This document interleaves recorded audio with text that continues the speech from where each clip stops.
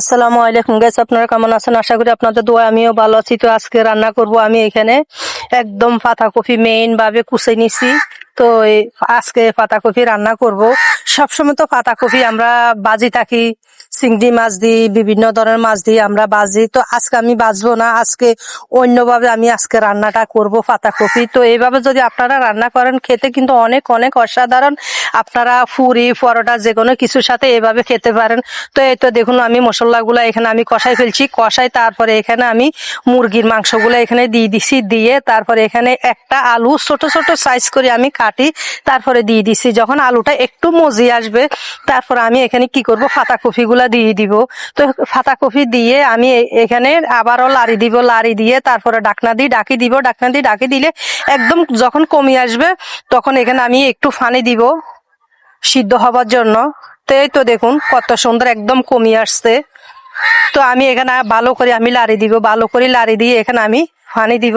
তো গাইস, আপনারা যারা এইভাবে মানে রান্নাটা খান নয় তারা এইভাবে রান্না করে দেখবেন, অনেক অনেক মজা লাগবে আপনাদের থেকে। তো এইভাবে আপনারা রান্না করে দেখবেন। তো আমি কখনো এইভাবে, সত্যি বলতে কথা, আমি এইভাবে কখনো আমি রান্না করি নয়। আজকে আমি জীবনের প্রথম আজকে এইভাবে আমি মুরগির মাংস দিয়ে রান্না করলাম।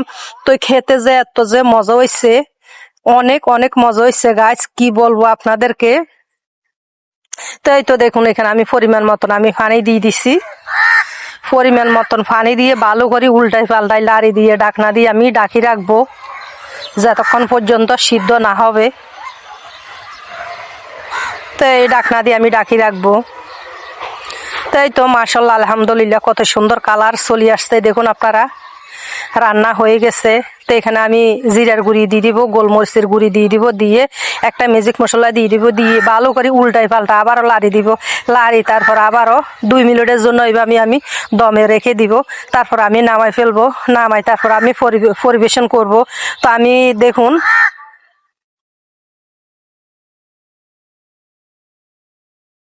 মাশাআল্লাহ আলহামদুলিল্লাহ অনেক অনেক সুন্দর লাগতেছে কালারটা।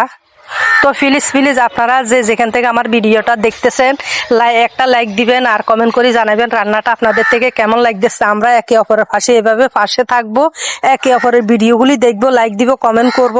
আসলে আমরা যদি হিংসা করি, মনে হিংসা রাখি, যদি একে অপরের ভিডিও যদি না দেখে আমরা উপরের দিকে কখনো এগিয়ে যাইতে পারবো না। তাই আপনাদের কাছে রিকোয়েস্ট করব, আপনাদের কাছে যদি আমার ভিডিওটা যায় আপনারা উপরের দিকে ধাক্কা মারবেন না, আপনারা ভিডিওটা দেখবেন, দেখি একটা লাইক দিবেন, একটা কমেন্ট করবেন।